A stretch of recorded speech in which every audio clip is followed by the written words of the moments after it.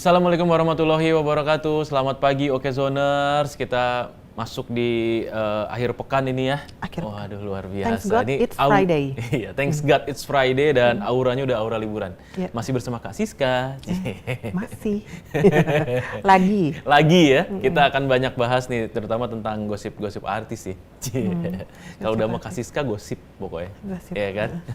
Nah, tapi ada ini nih, ada berita kemarin ya, ada berita yang cukup mengerikan lah ya. Ada pria di Jakarta Barat mengamuk ya, bawa senjata senapan angin dan membacok warga hingga tewas, membabi buta nih. Wah, jadi tewasnya karena senapan angin atau? Infonya dia membawa senapan angin, tapi dia juga bawa samurai juga, dia bawa golok. Nah, goloknya yang dipakai untuk menghabisi korban gitu. Tetapi sudah diamankan. Kejadiannya Rabu malam jam 19.30 di Jalan Prepedan Dalam, Kamal Kalideres, Jakarta Barat. Nah, tuh, polisi mendapatkan laporan pria mengamuk dan akhirnya diamankan di Polsek Kalideres. Gitu. Dan ya ngeri juga ya sekarang ya kasus begitu ya. Iya, apa-apa motifnya langsung bacok ya. Iya, motifnya masih dipertanyakan. Ya, isunya karena ada isu perselingkuhan, tetapi ini masih harus di cross check lagi nih. Ya, tetapi yang pasti kalau ada orang ngamuk bawa senjata, ya serem sih, ya kan? Serem dong. Ngeri ya. Ya mudah-mudahan tidak lagi terjadi kasus kayak ginilah gitu. Dan mudah-mudahan pelakunya udah ditangkap juga kan. Mudah-mudahan bisa segera dihukum seberat-beratnya lah. Oke, kita juga bahas apa lagi nih Mbak Siska? Selain kasus yang tadi itu di Okezone lagi rame apa? Kalau selebriti itu selama mendekati akhir pekan ini itu lagi menjelang bulan Ramadan, 2 minggu lagi. Itu adalah kasusnya Nikita Mirzani. Kasus Nikita itu kenapa sih? Yang ada dua nih ya. Ada dua. Ada dua. Nah, coba dijelasin. Jadi yang pertama itu adalah kasus tentang anaknya, putrinya yang kemarin. Bukan tuh lama ya, udah lama ya. Iya, tapi kan belum ada final gitu. Dan rencananya putrinya itu akan Loli nih maksudnya? Loli ya, Laura ya, sekarang bilangnya Laura. Itu akan melakukan konferensi pers untuk menjelaskan posisinya terhadap kasus itu gitu. Anaknya yang konferensi pers? Iya. Bukan Nikitanya? Bukan. Nah, tapi ini akan dilakukan setelah status terhadap Fadel Bajide sebagai tersangka kasus, belum tersangka ya? Belum. Maksudnya terlapor. Terlapor kasus itu jelas statusnya gitu. Nah, lanjutannya juga ketika semua sudah selesai, Loli atau Laura ini akan melanjutkan pendidikannya. Itu kabar baiknya. Yang kita bisa syukuri adalah bahwa ternyata Nikita Mirzani tidak menyerah terhadap anaknya ya. Maksudnya di balik layar dia berusaha untuk memperjuangkan anaknya. Untuk sekolah? Untuk sekolah lagi, karena masih sayang ya, masih 17 tahun soalnya. Iya. Tadinya homeschooling bukan sih? Sebelumnya dia sekolah di London. Gitu. Ya, nah, terus sekarang mau sekolah lagi di belum tanah air tahu atau nih, di luar negeri katanya. Di luar negeri. Nanti kalau misalnya hasil tesnya bagus menurut Nikita, dimanapun dia mau sekolah, itu akan coba difasilitasi oleh sang ibu. Begitu. Luar biasa ya, tapi kasus ini panjang sih ya. Iya. Panjang ya, 7 bulan dan 7 bulan, terakhir ini Nikita di depan awak media juga wawancaranya sedikit menangis gitu ya. Maksudnya mungkin dia terharu kalau misalnya pada akhirnya itu nanti kasusnya akan jelas gitu dan berharapnya jelas gitu. Tapi tetap menuntut ini ya pacarnya Loli itu ya. Iya. Masih suka joget dia?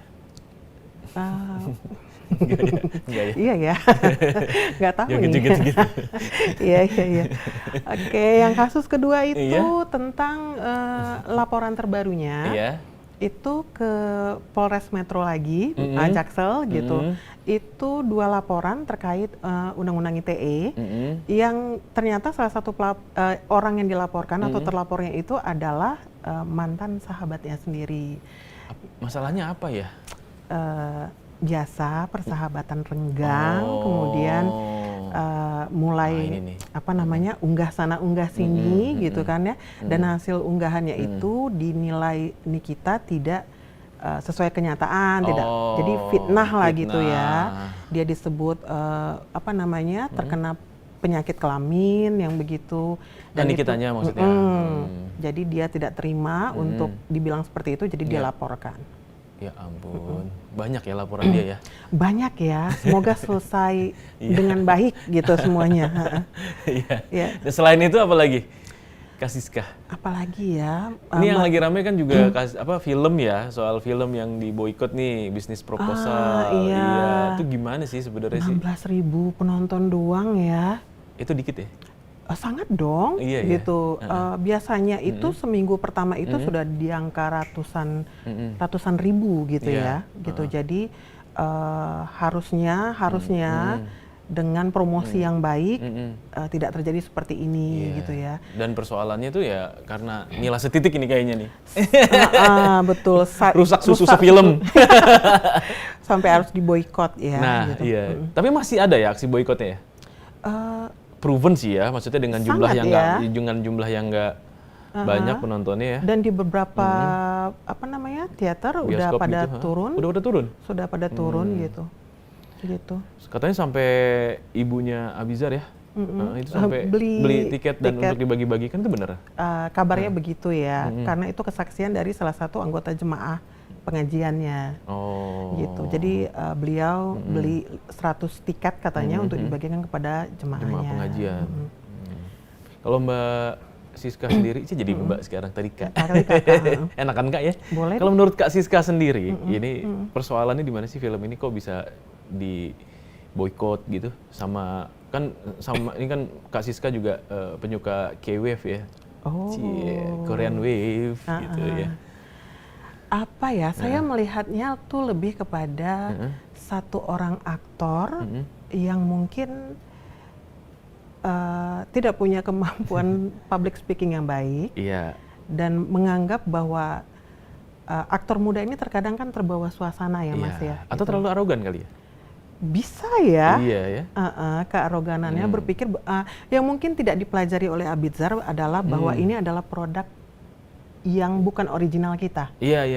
Yang ternyata produk ini produk punya, dari sana gitu, dari Korea ya. Betul, yang punya fanbase yang sangat besar, yang kita tidak bisa anggap enteng gitu loh. Dan pada akhirnya proven kan bahwa ketika dia mencoba untuk mendobrak yang namanya produk yang sudah sangat bagus ini, maksudnya mereka sudah solid gitu.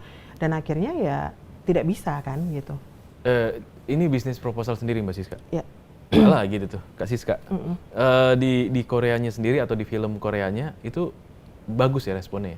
By the way, ini bukan film, tapi ini drama. Drama. Nah, jadi ini drama yang disadur ke film gitu maksudnya? So, ini adalah webtoon awalnya. Ini webtoon. Jadi kalau di Korea itu biasa adaptasi dari webtoon gitu, atau dari novel web gitu, untuk di dramakan gitu. Nah, di sana untuk business proposal ini cukup bagus tanggapannya, terutama soal 4 pemerannya gitu loh. Jadi 2 pemeran utama dan 2 second lead. Kita udah bisa nonton di sini? Dramanya sudah dari tahun 2000. Udah lama kan? Udah lama. Kak Siska udah nonton? Saya nonton. Kebetulan saya juga baca webtoonnya. Kalau menurut Kak Siska bagus ya memang ceritanya? Ceritanya tuh sederhana ya, sangat sederhana, romance perkantoran, tentang bagaimana kita seseorang itu kemudian bertemu yang kemudian nanti akan menjadi jodohnya di kantor, tapi gitu berawal dari sebuah kebohongan gitu. Tapi ya ceritanya sangat sederhana sekali, sangat ringan sekali. Jadi kalau untuk di drama itu ya sangat menarik sih sebenarnya gitu ya. Apalagi chemistry dari 2 pemeran utamanya ini juga bagus sekali ya, kalau gitu. saya jujurnya belum nonton, belum tahu bisnis proposal kayak gimana gitu. Tapi kalau di Indonesia kan sendiri gitu, artinya kan itu disesuaikan dengan culture-nya Indonesia ya, si film itu gitu ya. Relate nggak sih dengan kehidupan perkantoran di sini maksudnya? Mungkin sebenarnya gini Mas, kalau menurut aku ya, dari webtoon diadaptasi ke drama saja, ketika imajinasi aku tentang pemeran utamanya itu tidak sama gitu, itu terus terang aku agak gitu ya? malas nontonnya gitu. Itu yang pertama. Nah, terus ketika kemudian Abizar berkata bahwa dia sama sekali tidak nonton misalnya gitu, dan hanya nonton di serial pertama gitu, di episode pertama, itu agak bingung ya, karena kita sebagai penontonnya itu akan berpikir bahwa oke, lu mau create karakter seperti apa sih? Iya. Uh, Ini udah turunan keberapa dari Iya, webtoonnya nih, gitu. karena dari Kang Temo di webtoon mungkin Iya. dengan di drama mungkin akan dibuat agak sedikit berbeda Iya. gitu kan. Terus kemudian diadaptasi ke Ditafsir kita, pasti berbeda lagi. iya, dan apalagi dia bilang bahwa dia tidak mau terjebak dalam karakter Kang Temo yang asli gitu. Gitu. Nah, jadi sebenarnya ini sih ya mungkin pemilihan kata juga dalam apa namanya menyampaikan sesuatu mungkin memang perlu sangat diperhatikan ya Mas, apalagi kalau kita tahu bahwa ini adalah drama yang atau produk yang memang punya fanbase yang sangat besar gitu loh. Gitu. Dan ya iya sih ya. Jadi saya ngebayanginnya jadi ini sebenarnya udah turunan yang ketiga gitu dari webtoon, terus kemudian dibikin ke drama, baru kemudian diadaptasi di film Indonesia gitu ya. Artinya memang ekspektasinya pasti kita akan melihat ke dramanya atau ke webtoonnya kan gitu ya. Betul. Tapi di satu sisi ini terlepas dari productionnya, skenarionya, teknik filmnya dan segala macamnya gitu. Ternyata sebelum kita tonton si sang artisnya aja udah bilang dia nggak nonton, dia nggak, ya kan, dia tidak ngikutin dan tidak mau terjebak dengan karakter itu. Padahal sebenarnya kita pengennya ya karakternya tetap sama ya, sebagai penikmat kayak nonton Harry Potter lah gitu ya. Kita baca Harry Potter zaman dulu banget ya. Tapi kita baca novelnya, ya kan, kita nonton filmnya, terus kan kita pasti punya imajinasi yang, oh ini akan seperti ini nih gitu. Begitu miss dikit kayak, aduh enggak deh gitu kan, sayang kita deh kenapa gitu sih. Kan? Iya, gitu. Ya, betul. Kebayang sih. Jadi begitu ya. Makanya kemudian jadi rame. Yang perlu dicatat juga bahwa kemudian penggemar drama Korea itu kan bukan ibu-ibu umur 60 tahun karena mereka segmennya adalah sinetron ya. Iya. Gitu. Itu adalah ibu muda, Gen Z, dan ketika mereka engage dengan yang namanya budaya Korea, ya mereka tidak akan perlu pemikiran dua kali untuk menolak produk seperti itu gitu loh. Itu yang saya highlight ya gitu loh. Ketika kemudian juga saya melihat cuplikan-cuplikan wawancaranya juga misalnya melalui medsos gitu, ya saya cukup bisa merasakan kenapa ini film ditolak gitu ya gitu. Ada cancel di situ ya. Iya. Dan ya ini seru banget ini cerita soal film ini dan mungkin nanti kita bisa ngobrol-ngobrol juga dengan pengamat film ya, untuk tahu apa nih, kenapa nih bisa terjadi kayak gini gitu ya.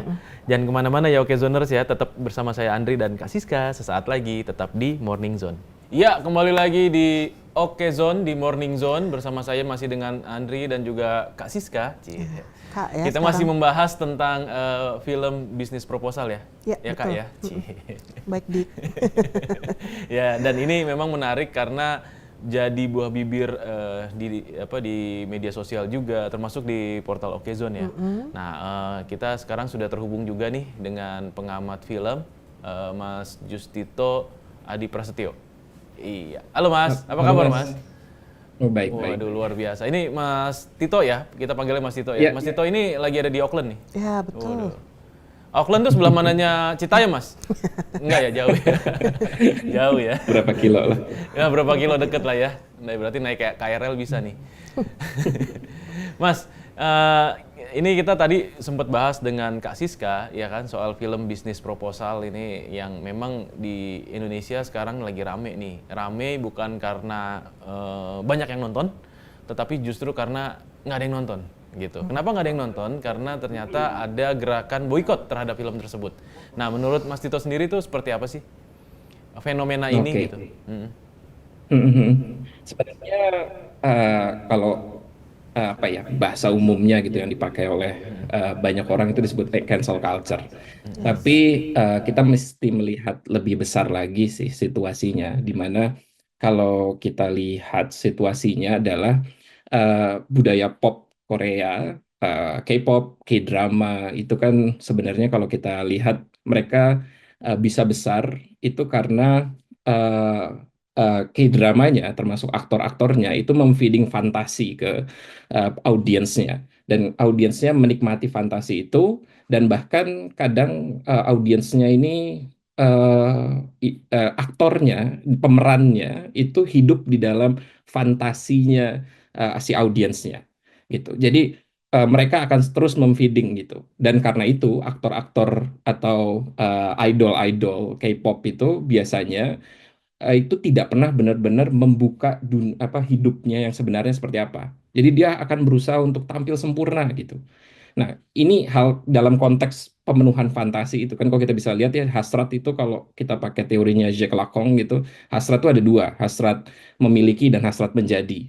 Nah, dalam konteks K-pop itu keduanya tuh saling berkesinambungan, hasrat memiliki dan hasrat menjadi. Itu alasan kenapa kalau di K-pop itu ada fanfiction.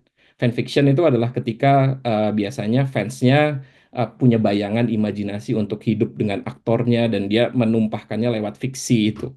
Hal yang sebenarnya ada di dalam konteks budaya pop lain, tapi belum tentu ada, tidak semua sampai sedalam itulah, kurang lebih seperti itu. Nah, dalam konteks itu, ketika aktor ini gagal, atau gagal bukan gagal memerankan sesuatu, tapi memberikan impresi buruk di luar layar terutama, maka kemudian kekecewaan audiensnya itu bisa besar banget gitu. Nah, misalnya kasusnya Kim Sun Ho gitu dulu gitu karena dianggap menghamili lalu kemudian memaksa aborsi walaupun kemudian dia bisa rebound. Satu-satunya mungkin yang bisa rebound. Nah, kalau dalam kasus ini, kasus bisnis proposal, ini kita bisa lihat aktornya ini kan selengean dan kemudian nah dia tidak bisa dia kalau saya akan katakan ya Abizarnya tidak bisa melihat bahwa bisnis proposal ini merupakan bagian dari K-pop, ekstensifikasi dari K-pop.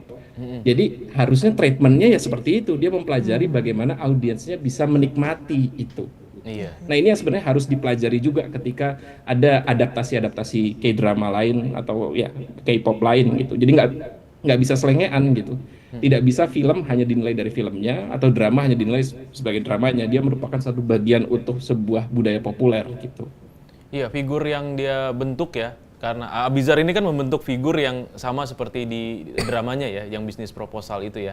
Nah, figur ini memang kalau di culture-nya Korea ini memang sangat kuat ya berarti ya, Mas ya.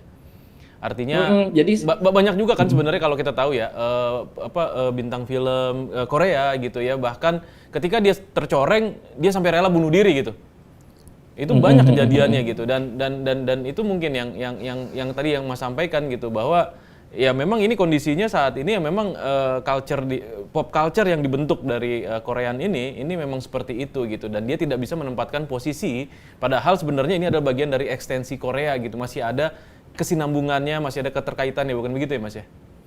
Iya, dan sebenarnya sih kalau saya melihatnya ya ini bukan hanya ini kalau saya akan mengatakan ini bukan hanya Abizar itu dia punya kesempatan untuk dia membangun image-nya, membangun personality-nya dan membangun bahkan fandomnya gitu sebagai ekstensifikasi dari K-drama itu. Tapi dia lebih memilih menyabotase karirnya sendiri gitu, menyabotase dirinya sendiri. Dia nggak bisa mengulang dalam artian saya nggak yakin dia ketika nanti akan ada adaptasi lain gitu dia kemudian bisa memainkan peran itu. Mungkin kalau untuk film lain gitu ya, film yang otonom gitu, film yang khas Indonesia bisa. Tapi ketika dalam realm yang ya extend dari K-pop, K-drama itu kayaknya udah nggak mungkin lagi dia bisa masuk ke sana gitu. Gitu. Mbak Siska? Oke. Mas Tito, ini kan bukan pertama kali ya, maksudnya Falcon ini garap adaptasi, kita bilangnya adaptasi atau remake gitu. Nah, sebelumnya mereka sukses dengan Miracle in Cell Number 7, 5 juta penonton yang pertama. Terus yang kedua tahun lalu ya, akhir tahun lalu itu 1 juta penonton gitu. Yeah. Ini gimana sih Mas melihat seharusnya peran dari si rumah produksi ini dalam menggarap proyek-proyek adaptasi gitu? Oke. Sebenarnya kalau kita lihat untuk misalnya Miracle Number 7 gitu ya, salah satu yang poin plusnya gitu kan keaktorannya gitu ya. Vino G. Bastian itu luar biasa banget, bukan hanya dia di depan layar gitu, tapi dia juga sebenarnya sangat disayang oleh audiensnya. Bagaimana ini kita tidak bicara soal bagaimana dia merepresentasikan keaktorannya, tapi ketika dia terlihat benar-benar serius bermain dan segala macam, dia sebagai aktor menjiwai dan berusaha hidup untuk kita menghidupi film tersebut gitu. Nah, Miracle Number Seven karena tidak ada ekstra dramanya ini sukses. Nah, sebenarnya kalau kita lihat bisnis proposal, saya belum nonton filmnya, saya nggak bisa menilai itu gitu. Tapi saya akan katakan kalau kita bisa secara objektif gitu menilai rate di IMDb-nya tuh bintangnya cuma 1 dari sekian, kalau nggak salah 20.000, Iya, yang 1,1 ya. 1,1 dari 20.000 itu tidak mencerminkan kualitas filmnya sebenarnya. Tapi kan kita melihat film ini dalam konteks ini itu tidak, ini bagian dari budaya pop Korea yang mana melihatnya tidak cuma bisa hanya film as a film gitu. Nah, ini yang jadi PR. Dan kalau soal treatment sebenarnya ini yang jadi apa ya, harusnya jadi pelajaran bukan hanya untuk Falcon tapi untuk semua rumah produksi kalau ingin mengadaptasi, terutama ketika dia mengadaptasi produk budaya pop yang memang produk budaya pop yang memang berasal dari Korea atau negara apapun yang memang punya budaya audiensnya sendiri gitu. Nah, bagaimana sebenarnya hal tersebut bisa hidup? Ya tentu saja kalau misalnya kalau kita lihat gitu, Jepang punya karakternya sendiri gitu misalnya. Walaupun mungkin kalau sekarang dalam konteks hari ini itu tidak sebesar K-pop gitu. Tapi hal tersebut yang perlu sangat diperhatikan, dan bagaimana rumah produksi untuk bisa, sebutlah dengan tanda kutip ya, mendisiplinkan, memberikan arahan terhadap aktor, menjelaskan.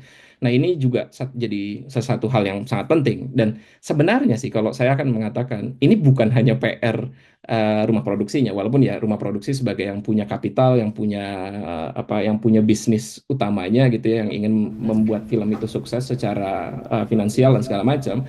Tapi dalam konteks keaktoran, seharusnya aktor-aktor ini bisa memahami bahwa film itu hidup karena film di dalam konteks budaya populer hidup karena audiens, dan bagaimana audiens tersebut bisa menikmati film itu belum tentu hanya sekedar karena film tersebut bagus atau keaktorannya bagus gitu, tapi juga butuh bagaimana dia bisa memfeeding sesuatu gitu. Termasuk sosok itu alasan aktornya kenapa, ya. Itu alasan kenapa misalnya ya dalam konteks budaya pop gitu, Kim Son Ho misalnya itu pernah beberapa kali ke Indonesia hanya untuk jumpa fans gitu.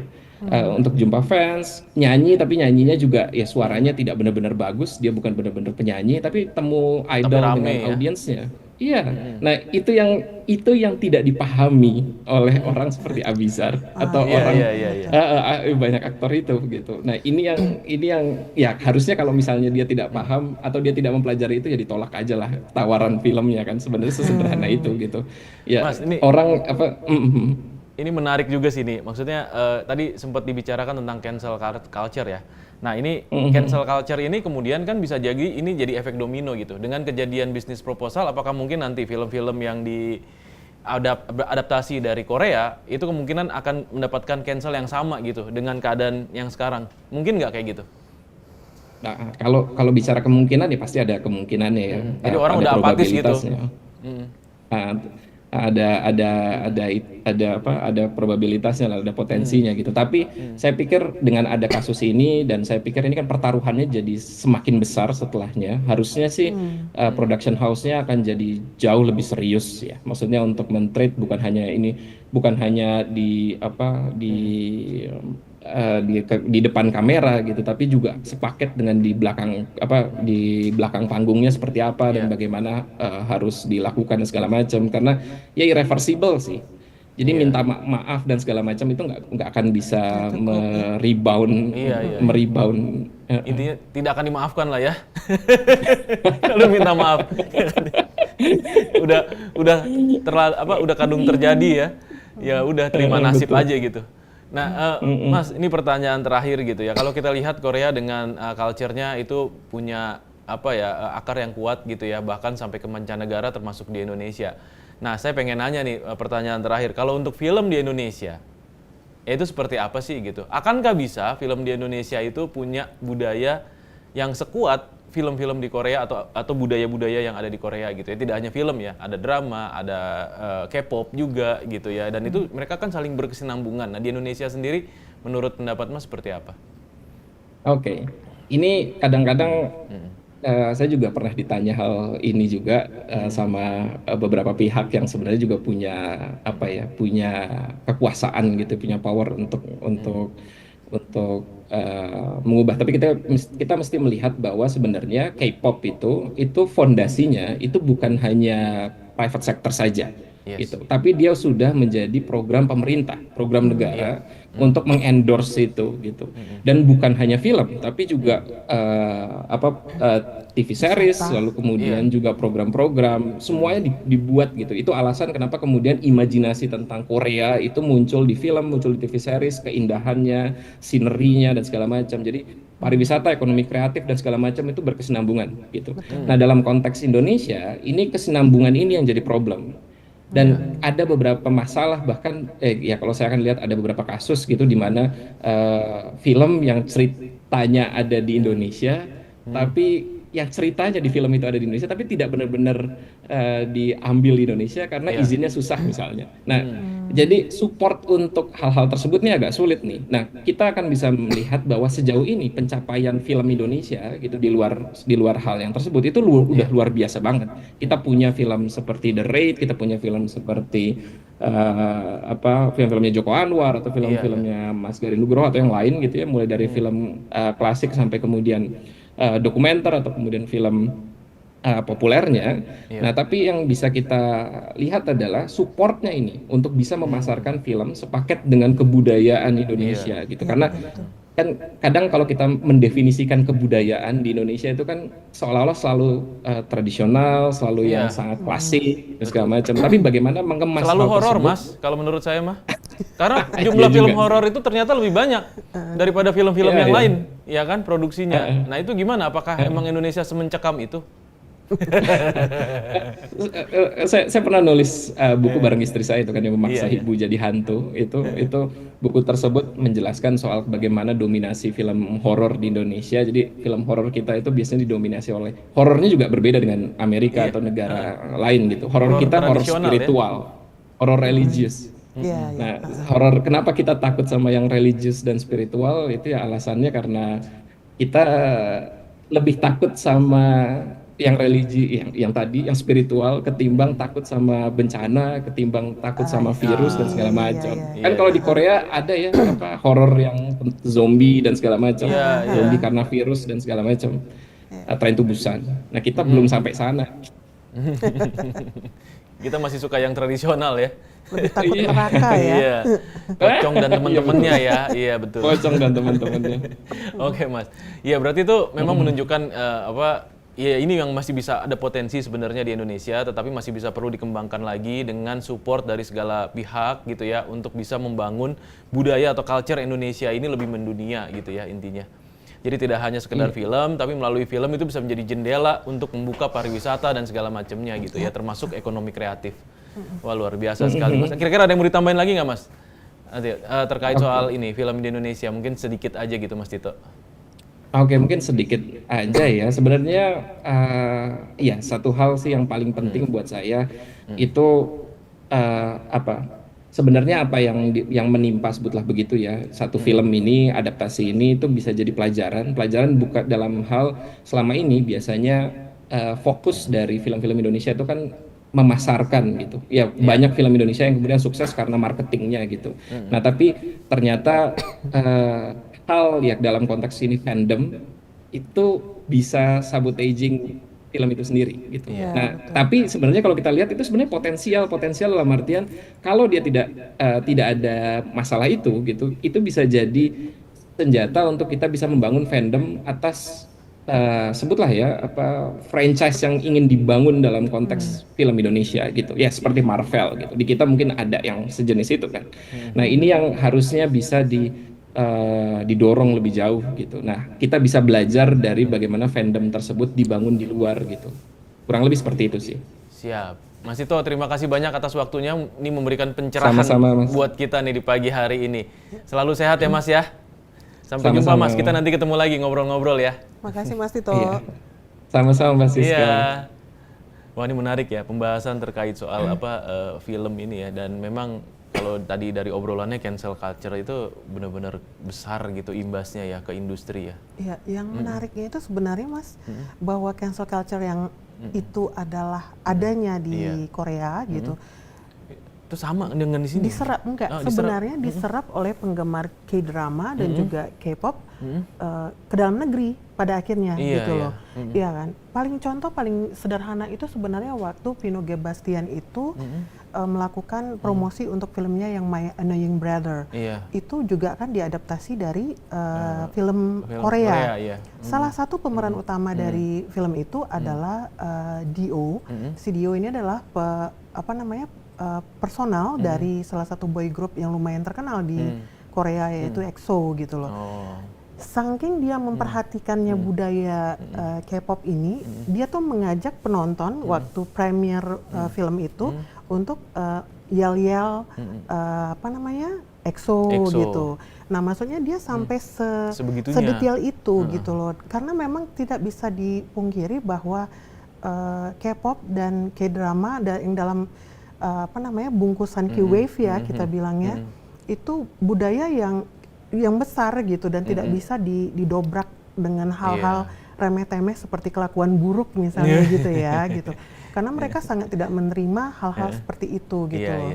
Dan itu ya memang ini jadi pelajaran juga ya bagi industri juga untuk hati-hati lah ya. Betul. Terutama untuk pemain filmnya juga nih aktornya sebagai aktornya ya. Karena dia akan dipantau tidak hanya di layar tapi juga di luar layar ya, di belakang layar gitu. Apalagi itu kan cetusan-cetusan Abizar ini kan sebenarnya pada saat dia promosi ya Mas ya. Betul. Gitu loh. Jadi gimmick-gimmick dalam wawancara itu sebenarnya memang kita juga harus sangat memperhatikan karena terkadang host atau mungkin wartawan yang bertanya ini kan suka mancing suka mancing gitu loh. Jadi mungkin bisa belajar lagi mungkin public speaking gitu ya Mas ya. Iya benar karena benar. Untuk public speaking saya rasa artis mau penyanyi atau pemain film mereka penting gitu. Abizar masih sangat muda, mungkin dia akan bisa belajar lebih banyak nanti lagi ke depannya. Iya, mudah-mudahan ini jadi pelajaran juga buat dia ya. Maksudnya ke depannya nanti bisa jauh lebih baik lagi. Iya. Oke, terima kasih Kak Siska. Oke, Zoners, sampai jumpa. Ini menarik sekali pembahasannya. Kita ketemu lagi besok. Assalamualaikum warahmatullahi wabarakatuh. Waalaikumsalam.